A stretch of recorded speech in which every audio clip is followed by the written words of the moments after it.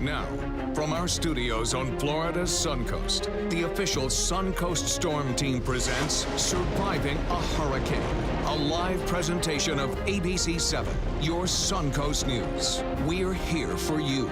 Now, here are Chief Meteorologist Bob Harrigan and Meteorologist John Scalzi. Hello and welcome to ABC 7's 2017 Hurricane Special, Surviving a Hurricane. I'm Chief Meteorologist Bob Harrigan, and for the next hour, we are going to talk with the experts on the Suncoast about how you can protect you and your family from these life-threatening storms. Remember, it only takes one storm hitting our coast to make it an active season, so get ready now. Absolutely right. I'm meteorologist John Scalzi, and once again, we have a team of experts standing by, ready to take your calls on whatever concerns or questions you may have. So let's check in now with forecaster Wendy Ross and meteorologist Steve Newman at the My Suncoast Helpline. Thanks, John. The phone lines are now open and experts are here taking your calls. The number to call is at the bottom of your screen. It's 552-3127. We have storm safety experts from the National Weather Service, the American Red Cross, and emergency management officials, all here to answer your questions regarding the upcoming hurricane season, which we're now in on the first day. That is right. Today is the first day, and we, of course, can hear the phone lines ringing already. So please remember that they are going to be open for the full hour, and we're going to be checking in throughout the broadcast to answer some of your questions live on the air. Bob? Well, I'll tell you what, Wendy, you can also go to our social media. We're monitoring that as well, and we have our social media sites up. If you have a question, you can't get into the phone line because the phones are busy, you can always drop us a line on Facebook or on Twitter. Again, at My Suncoast Weather for the Twitter and for the Facebook. That's, again, at www.facebook.com, mysuncoast.com.abc7. Those are the ways that you can get the questions answered as well, and we'll be monitoring that throughout this particular special, which goes until 8 o'clock. The phones are already busy, so they are going to be busy tonight, and we want you to remember your questions, write them down. We may answer some of those questions as we move through the show, too, so keep that in mind. You want to listen closely throughout this entire hour. Now, if 2017 is anything like 2016, we are in for a very busy storm season. We saw tropical storms, destructive tornadoes, and for the first time in more than a decade, Florida was hit by a hurricane. The storm season started early. Tropical Storm Colin made landfall on the northern Gulf Coast of Florida on June 6th. The damage was fairly minimal, but we did have flooding on Anna Maria Island and in Bradenton Beach. Several sailboats came unhinged and capsized. A few months later, Florida's streak of escaping a hurricane for more than 10 years came to an end. Hurricane Hermine made landfall in the early morning of September 2nd, just south of Tallahassee. Now, the storm damaged and flooded homes and businesses in the Big Bend area as well, and hitting the state capital particularly hard. On the Suncoast, we saw a tremendous amount of rain, flooding roads and stranding many vehicles, and even one neighborhood had some mandatory evacuations take place. So we also saw high-end tropical storm force winds for a short period of time, downing trees and some power lines. In late September, a deadly storm formed. Ultimately, Hurricane Matthew strengthened to a Category 5. It caused widespread destruction as it hit Haiti, Cuba, and the United States, claiming hundreds of lives. Matthew roared along the east side of Florida on October 6th. Never making landfall, the high winds and flooding caused widespread destruction in the U.S., mainly in northeast Florida, Georgia, and South Carolina. But thankfully, the Suncoast was spared to any significant damage with that. Now, but early in 2016, a killer tornado moved through the Suncoast, first hitting Siesta Key and then moving into Duet in Manatee, killing 2 people there. A few weeks later, 2 others touching down in Port Charlotte and Englewood. On February 24th, 36 homes were damaged, along with a bank and several vehicles. Then on March 13th, 2 more touched down in northern Charlotte County. Near Englewood. Some of the worst damage was seen in Minnesota Key, where at least 24 properties were damaged. Now, those were cold front spawn tornadoes, but feeder bands associated with tropical cyclones can generate tornadoes as far as 100 to 250 miles away from the center. And we've seen damage with those tornadoes as they make their way through as well. So be prepared for all the different kinds of weather that Mother Nature can throw at us when these storms come by. Now let's head over to John to find out more. John? Thank you, Bob. Earlier this year, the forecast from Colorado State University suggested a near or even slightly below average hurricane season due to some cooler than normal water in the Atlantic. But that forecast has now changed. Warmer water in the main hurricane development region of the Atlantic and a lower chance for an El Nino has increased the likelihood of a more active hurricane season. This year, NOAA is suggesting 11 to 17 named storms, with winds 39 miles an hour or greater. And of those, 5 to 9 will become hurricanes with winds above 74 miles per hour. And 2 to 4 of those will become major storms with winds in excess of 110 miles per hour. These are the storms which cause the most damage. But even the weaker ones can be quite dangerous. Right, Bob? Yeah, we saw that with Gabrielle back in 2001 when power was knocked out to nearly 300,000 people here along the west coast of Florida, and that was just a tropical storm. So don't let the major hurricanes fool you. The tropical storms can do just as much damage. Now, when it comes to these massive storms, wind usually gets the top billing on the newscast, but there is a much more dangerous aspect to Mother Nature's most powerful storm, which carries with it the greatest potential for loss of life. Here's more. When it comes to these massive storms, wind usually gets the top billing on most newscasts.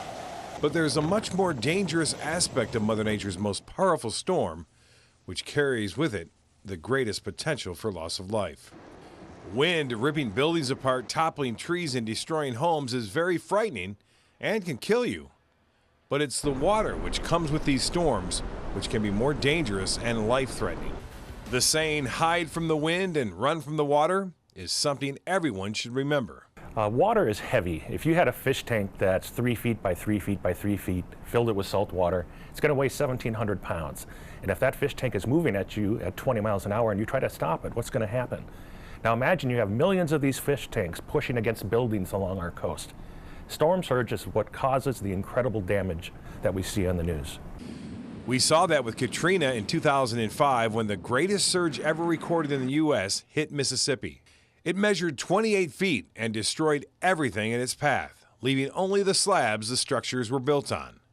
The west coast of Florida has been spared of any significant storm surge in recent history, but that doesn't mean it won't happen this year. Looking solely at statistics, our coast is one of the safer coasts and the least likeliest place for a major strike. Haven't had like a 10, 15, 20-foot storm surge for a long time.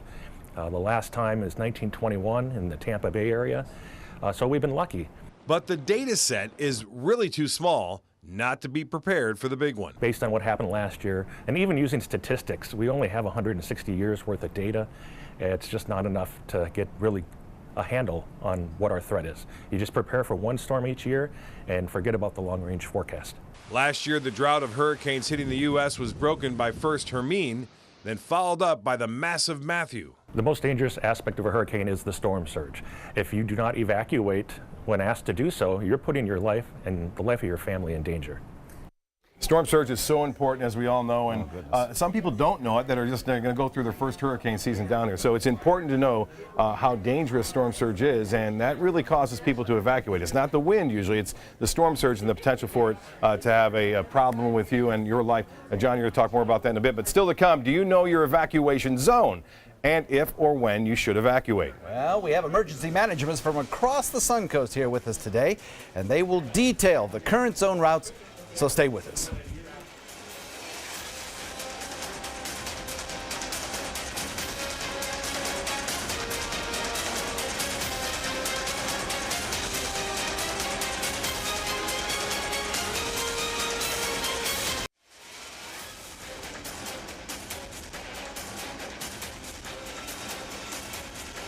We're very pleased to have the Emergency Management Chief for Manatee County, Sherilyn Burris, in with us now.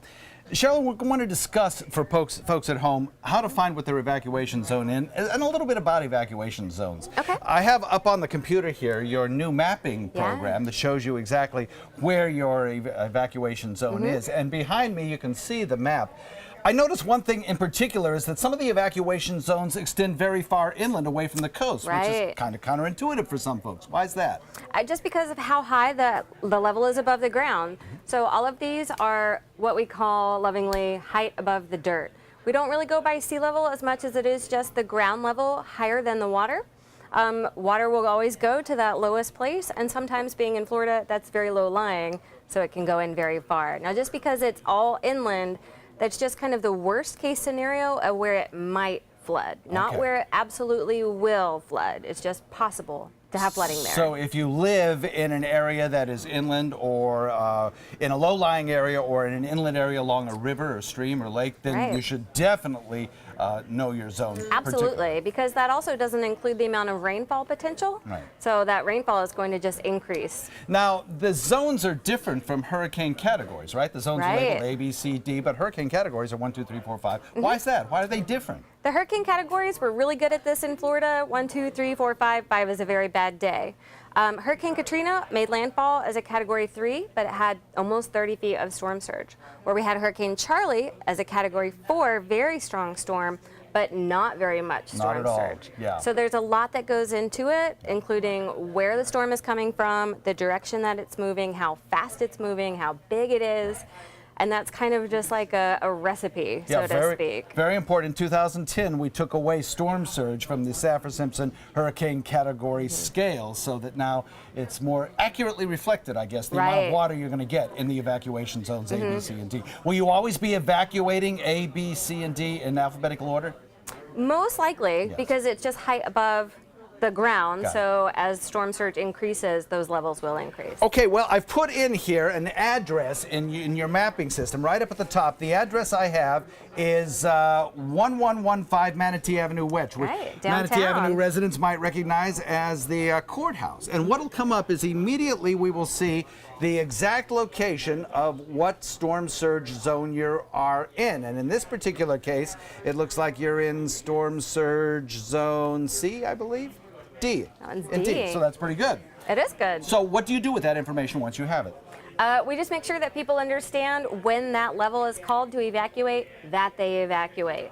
Okay. We use that to help determine how many people are in that area, which means this is how many shelters that we have to open. Okay, well, very good information. Thank you so You're much welcome. for that. Now let's jump on over and talk with, are we going to Bob here? The hurricane or tropical, as the hurricane or tropical storm inches closer, the watches and warning times will turn into go time, and the hurricane shelters will actually open. Evacuations will be ordered, and this will be a very stressful time for many folks, particularly for some folks on the Sun Coast. All of the counties will have specific programs in place to help those that need extra help, and in this report, we'll look at the special needs registries and shelters.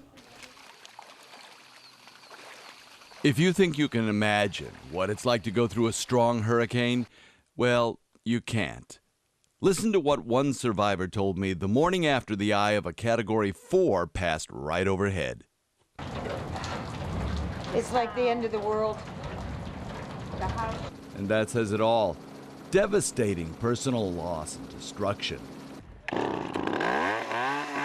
The aftermath can test the endurance of the most fit among us. And for some, the challenges will be even greater. Special needs individuals with medical conditions have additional obstacles to overcome in their storm preparations. And while some enter their golden years filled with vigor, others can face challenges that make rapid hurricane preparation difficult.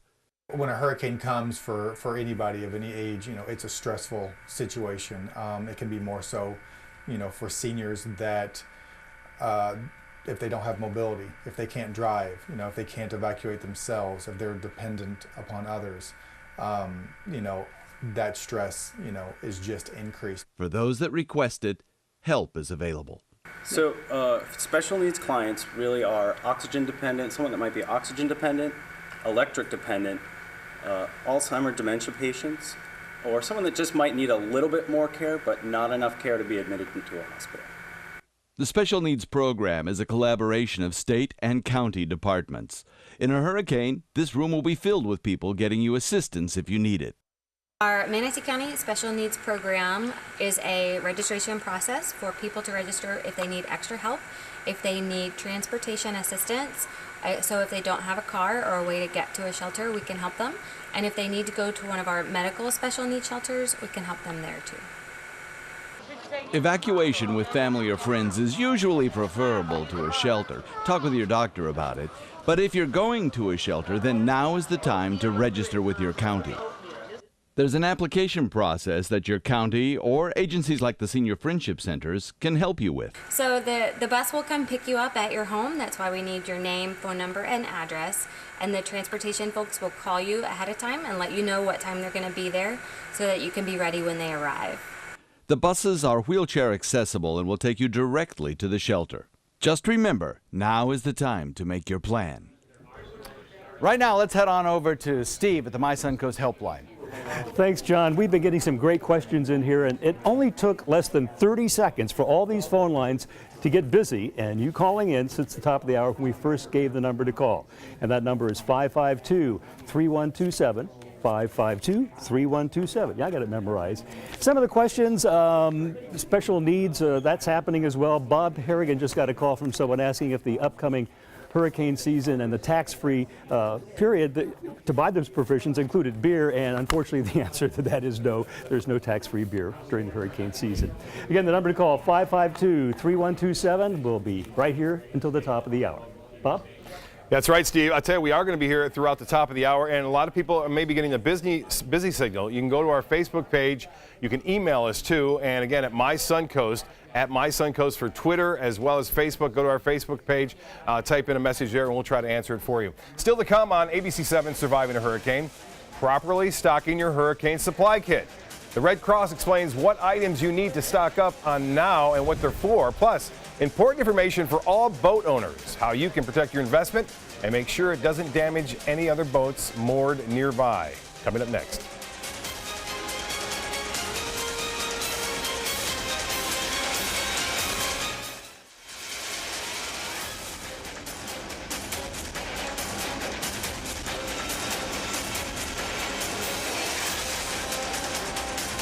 Welcome back. Now, if we are threatened by a hurricane this season, there will be new products generated by the National Weather Service and the Hurricane Center to help you determine the threat to you and your neighborhood. The first is going to be fully operational this season for the first time. It's been prototyped over the past couple of years. It's called the Storm Surge Watch and Warning. This is separate from the hurricane watch and warning. In fact, you could be in a storm surge warning and not even be in the hurricane warning. It'll give you areas that may experience the life-threatening inundation of rising water, usually 36 hours prior to the event. The other is the HTI, Hurricane Threats and Impacts, which is an interactive map to show you what your risk is. A lot of people will look at this and say, okay, that's exactly what I'm going to get. That's not what we're showing here. We're showing you what to plan for and to prepare for. So we're using probabilities, and we want you to be safe. 90% of the time, we want to capture the probability of this event happening. The last stage in any plan for hurricanes is personal responsibility. So basically what he's saying is there's a lot of nice products out there, but if you don't take the personal responsibility and prepare and act when the warnings are issued, then it's all on you, basically. Now, while all those products are useful in forecasting storms, remember, protecting your house is very important before the storm strikes. And here are some things you should do to better protect your property. Cover your windows and doors with, again, plywood. That has to be 3/4 inch plywood. Storm shutters that are Dade County approved or approved film for your windows. Now, those approved film for your windows should be 8 mils thick at least to protect the inner part of your home, of course. Tape. I just got a question. I was answering some of the phones while John was doing his story. I got a question about tape. Can I put tape in my windows? No, tape is out. It only causes more problems for you to clean up after the fact if the hurricane doesn't hit. And on top of that, it can cause problems because you think you're secure and you're not. So no tape on the windows.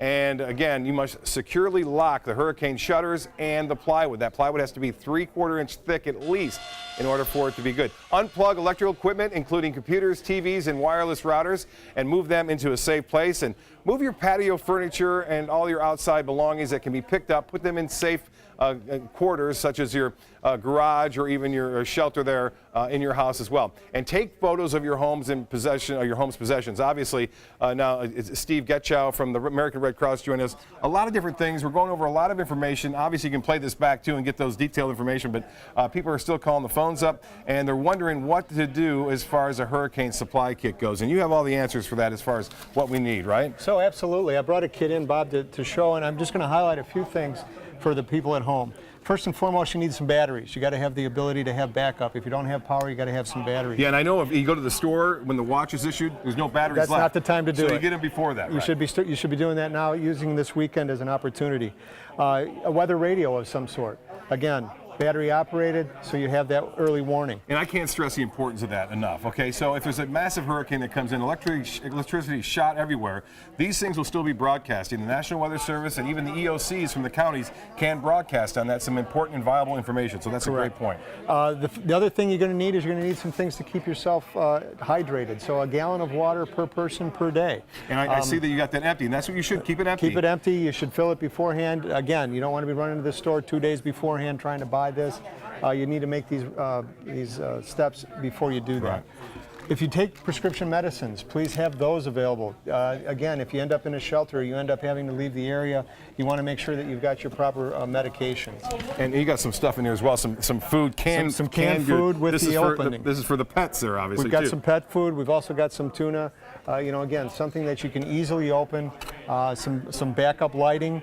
Again, it's going to be dark. Even if you go to a shelter, sometimes those situations aren't the best. You might be not being able to see real easy, so lighting. And I wish I would have invented this. I think this is called the water bob. The water bob. And this is another way of securing a water supply. You fill it up, you leave it in your tub. You can use that. There's a pump on it. You can use that for drinking. You can use it for also getting rid of waste if you need to. So, here's what happens. Okay, the watch goes into effect, and then the warning is issued. And so now there's a danger there. So you got to have water, 1 gallon per person per day. Correct. That's drinkable water. That's okay? drinkable But then you have water. to have water to flush the toilets and so on and so forth. And that way you just fill your tub up, right? Correct. And you don't use that to drink, obviously, unless your tub's really clean. That's right. But this helps out for that. That does help out for that. And so then you can drink the water out of this particular item right there. And of course, some utensils. Again, it's almost like camping. It's going to be a little primitive for a while, but you have to have these things available to you to be able to use. Steve Getchell, I appreciate your time. Absolutely. And if you want to find out more about the kits, obviously you can go to the American Red Cross to find out exactly what's in there, what you need to put in there, and you can go to mysuncoast.com and also look at our hurricane kit there and a hurricane guide, which is now available on mysuncoast.com. If you own a boat, it's extremely important to make sure it is properly secured. In the event of one of these storms, if you have a small boat or a power boat, your best option may be to haul it out. If you have a garage, put it in there. The best option would be to store it there. But if you decide to leave your boat in the water, make sure you moor it up with multiple long, oversized lines and tie off it correctly so it doesn't drift away or crash into nearby boats. If you decide to keep the vessel on a trailer, you should use extra straps and secure it in multiple locations because the winds can get strong and obviously that boat can become a projectile as well. Now, for some families on the Sun Coast, the safest option to wait out the storm at a local school designated as an emergency shelter. Coming up on ABC 7 Surviving a Hurricane, what items are not allowed and what items you should bring with you to the shelter. Straight ahead.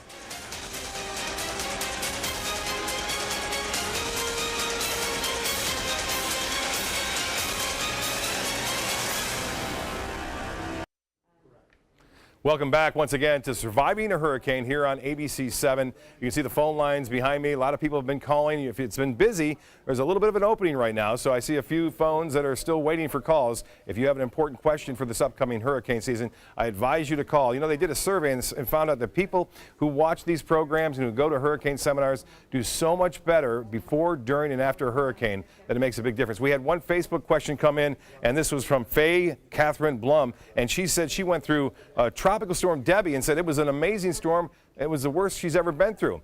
And I must tell you, that was a tropical storm. I remember Debbie, and it did cause some damage, and I think even a death into Highlands County, if I'm not mistaken, with one of the feeder bands. I could be wrong there, but her question is why was that storm so intense compared to the others? The reason why, I think, is because it stayed out there for a long time. Now joining me live is Ed McCrane, the director of the EOC of Sarasota County, a busy man. I've been seeing you. You had a hurricane seminar today. How important is it for folks to know to get ready for this hurricane season? Well, it's very important, and we can't take it for granted. You know, I've been doing a lot of seminars along with our staff and partners, and a lot of new residents here. And I think those are the people that are really asking the questions. I noticed that on the phone today, too. Very important. Don't take it for granted. Every storm is different. You know, Debbie was a bad storm, but there have been a lot worse. It could be a lot worse, too. You know, I got a call. I took the phone for a little bit while we were on break, and one gentleman said, you know, I'm hearing you guys say evacuate when you're asked to evacuate, but what about the drivers and the roads and how crazy it can get? And I told them basically that you've got to get out early enough before the strong winds arrive, because if the strong winds are around at a certain mile per hour, they don't get help if there's an accident. Is that correct? That's right. It's up to the chief's discretion, but typically around 50-mile-an-hour sustained winds, we can't send out high-profile vehicles like fire trucks and rescues, so people are on their own. So we want them to get out early and don't wait till the last minute. And this particular season, for the first time, the National Hurricane Center is going to issue tropical storm warnings and hurricane warnings and watches, even if the storm hasn't developed yet. Now, because they think that they can project pretty much that it will develop in the future. Right. Now, Ed, you've been through a lot of storms and cleanup with Florida with 2004.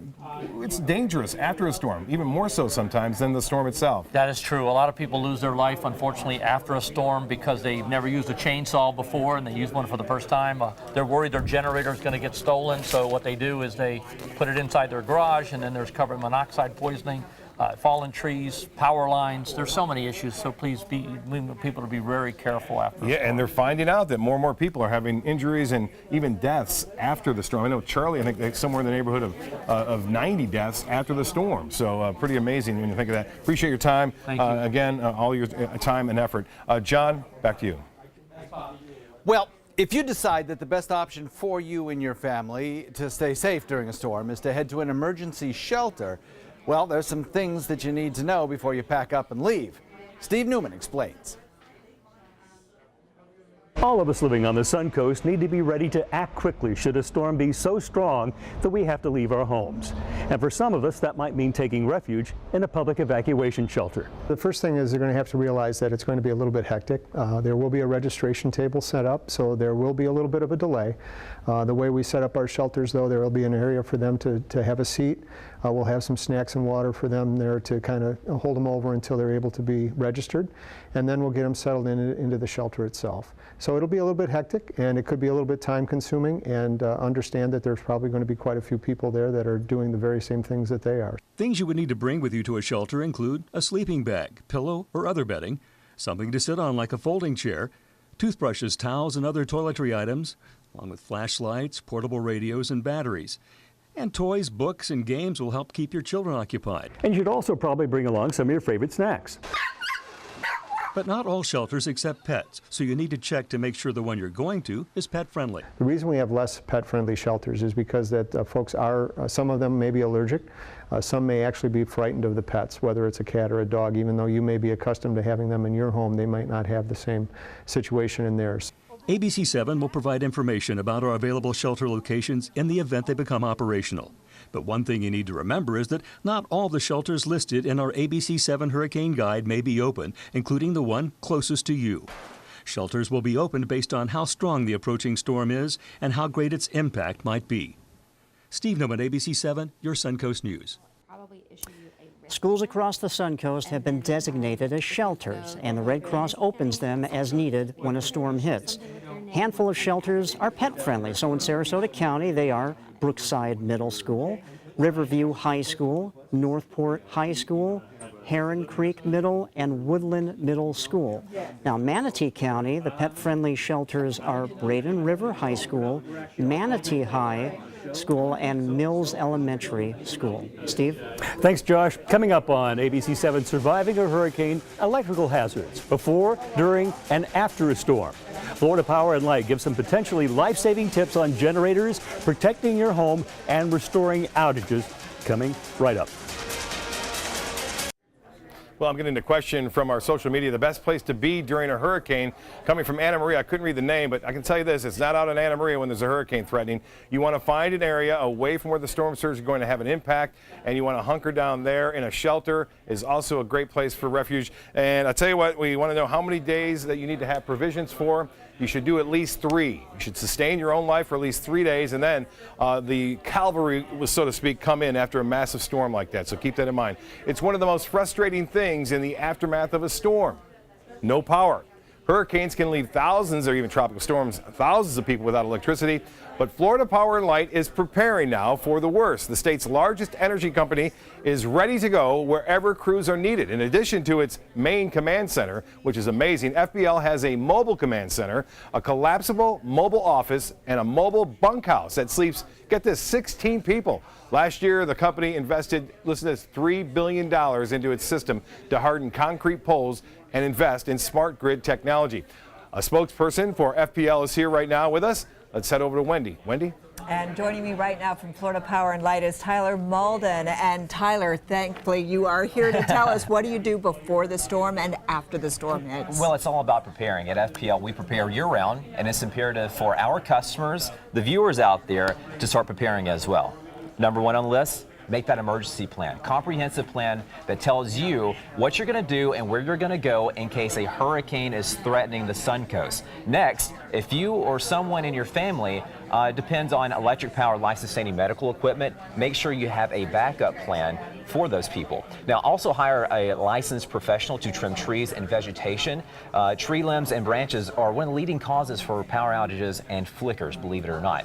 Now, if you're also outside preparing your yard and your house for that impending hurricane, make sure you stay at least 10 feet away from power lines. All very good ideas. And what about restoration? What is the restoration process that FPL does? So FPL focuses on getting the largest number of customers restored in the shortest amount of time possible, and we're not going to stop until we get all of our customers restored. It's kind of like a restoration funnel. So we start wide, we try to get the power back on to our customers in the shortest amount of time. We focus on our power plants and transmission lines, making sure that we correct the damage that may have been done to those power plants and those transmission lines. And we also focus on those critical facilities, the police stations, the fire stations, the hospitals, and also the major thoroughfares, the gas stations, the traffic lights, the grocery stores. And simultaneously, customers are getting their power restored, and then eventually we focus in on the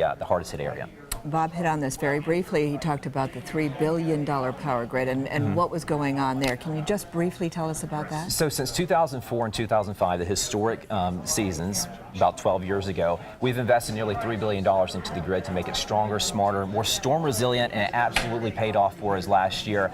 In fact, with Hurricanes Hermine and Matthew, we were able to see almost 150,000 outages avoided thanks to our smart grid investments. Oh my goodness. So FPL is out there making things better for the Suncoast, that's for certain. And we're going to head right back over to Bob. He's over at the phone banks right now, and he's going to be talking to a team of experts that are standing by. Thanks, Wendy. I tell you what, we are getting some questions again on our social media at, again, mysuncoast.com too, on our Facebook page, as well as our Twitter page. And I must tell you, we got a call and actually a question. Does Southwest Florida encourage the Support Community Emergency Response Team? That's called CERT. And they certainly do. You have to call the Emergency Management Department in Sarasota County, and I believe Manatee County has it as well. And you can sign up and be a member of that CERT team. What they are is what they do is they respond to the communities after a hurricane has moved on through or a tropical storm to see if everyone's all right, and they get a lot more information. Josh Stone, meteorologist Josh Stone, is on the phone right now. He's been answering questions all evening long, as well as all the experts right here, and those phones have been busy. If they are busy, we expect you to turn in to, again, our social media on Facebook and Twitter. Josh, lots of questions being tonight. What's the most interesting one you had? Oh, there's so many. I mean, I've got pages of these things. Right. What's the one that sticks out? One that's interesting is that there's a woman named Carol, 83-year-old widow. She has an attic. Okay. One side of the attic, she can cover her windows, prepare for a storm coming. The other side of the attic has windows that face power lines. And how does she go and protect that window when outside the window there's power lines? Yeah, exactly. Some great questions like that. I hope you helped her out, Josh. We have to move on again here a little bit, but there's so many questions like that coming into our phone bank right here. We encourage you to call the number on your screen. Coming up on ABC7, Surviving a Hurricane, lessons learned from one of the most dangerous and devastating hurricanes ever to hit the Suncoast. That's Hurricane Charlie back in 2004. We have a new EOC director of Charlotte County. We're going to talk to him in just a few minutes. Stick around.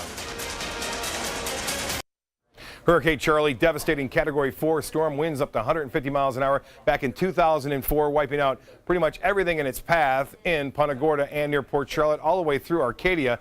And now John Scalzi has more on that with the new director of Charlotte County. That's right. Thanks, Bob. Well, of course, Charlotte County has rebuilt better than ever now, and they're ready to face another storm with a new emergency management director in Charlotte County, Jerry Mallet. Thanks for joining us, Jerry. Appreciate it. Thanks, John. So we learned a lot, I think, from Charlie. Certainly Charlotte County, I know, did. What do you think are some of the lessons that we learned from that storm?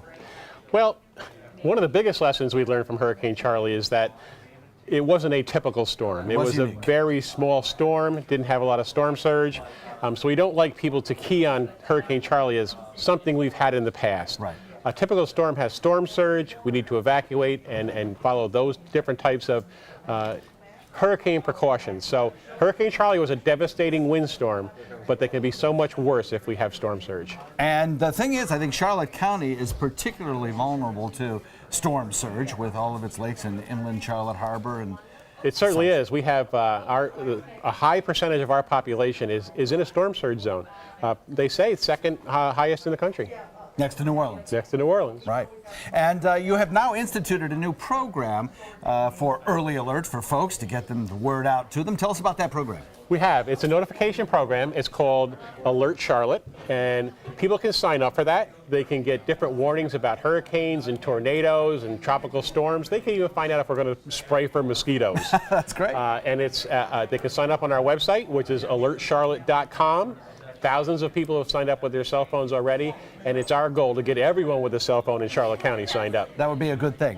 One of the things I think that also that we learned as the storm moved through Charlotte is that the building codes work, the new building codes. But if you live in a home that's perhaps a little bit older, it might be a good idea to perhaps retrofit and strengthen your home in any way you can. You certainly do. If you live in a home that was built in the late 80s or before that, you want to make, and a mobile home or a manufactured home, you want to make sure you have plans to evacuate because those homes don't necessarily hold up well in a windstorm. The new homes since 2000 and really since 2010, tremendous. Hide from the wind and stay in those homes and you'll be fine. Good advice. Thank you very much, Jerry. Appreciate you coming in today. Thank you, John. Shutter your home. Bob?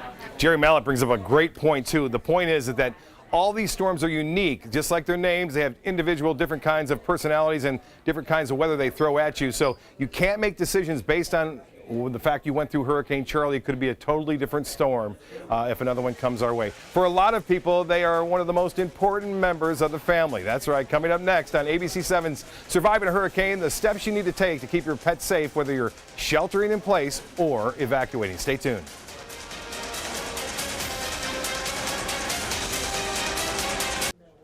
When you're putting together your hurricane preparedness plan, you'll need to consider the needs of your pets to make sure they stay safe during the storm. Pet owners agree.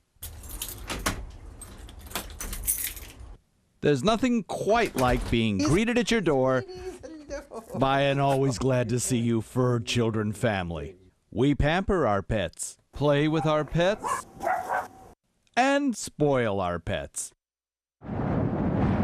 Yet, some of us will neglect to include them in our hurricane preparedness plan, and that's dangerous. It can lead to confusion or delay in evacuation. Shelters don't take dogs. I said, I don't know where to go with my dog. Not true. The Suncoast has shelter for yourself and your pet. Check with your county for locations. You should not have to choose between putting yourself in a dangerous situation or leaving your pet behind to fend for itself. Start planning now with a trip to your vet. Ask your vet if there are safe medications that can help your pet relax during a storm. Try it before hurricane season starts. Get your pet's shot records together and don't forget about microchipping. It's as small as a grain of rice and it doesn't hurt the animal and it can reconnect you with that pet forever. If the storm comes, will you stay or do you go? Well, that depends on your evacuation zone and the strength of your home. But either way, you'll need a hurricane pet kit. This is my safe room, the strongest room in the house without any windows, where we would hunker down and ride out the storm. In here, we have all the supplies for the pets. We'll fill up a jug with enough water for all of the dogs for 1 week. We have all of their crates, which collapse and store away when they're not needed. And I have their hurricane supply kit. In it is everything that they'll need to stay safe and satisfied for 2 weeks. In the kit, I have their leashes and harnesses with tags attached, waste bags, something to clean up with. I'll have fresh toys that they've never seen before to keep their attention, plus treats, lots of treats, you're going to need plenty of those, water bottle, and also a dog bowl for each of them, fresh medications, and of course enough food to last the entire evacuation. If you can't shelter in place, then stay with family or friends, or find a pet-friendly hotel online. Your last resort is a county shelter, and not all of them are pet-friendly, so be sure and check which ones are. You'll need those shot records, your pet kit, and you're responsible for care of your animal. You may not be able to stay with your pet during the worst of the storm, but you and your pet family will be safe till you can return home. And remember, you can get instant alerts about any tropical weather threatening the Suncoast by downloading the My Suncoast Weather app. It's the fastest way to get those alerts anytime there is dangerous weather. We'll be right back. Well, we hope you learned a lot throughout this hour, and there's a lot more information on our website at mysuncoast.com. Just go on the main homepage, hit the weather link, and it'll take you right to the appropriate page. And remember, we are here. You can reach out to us on Facebook and Twitter with all your questions. So keep it right here on ABC7. We'll be bringing you the very latest on the tropics. And remember, it's better to be safe than sorry. Thank you for joining us.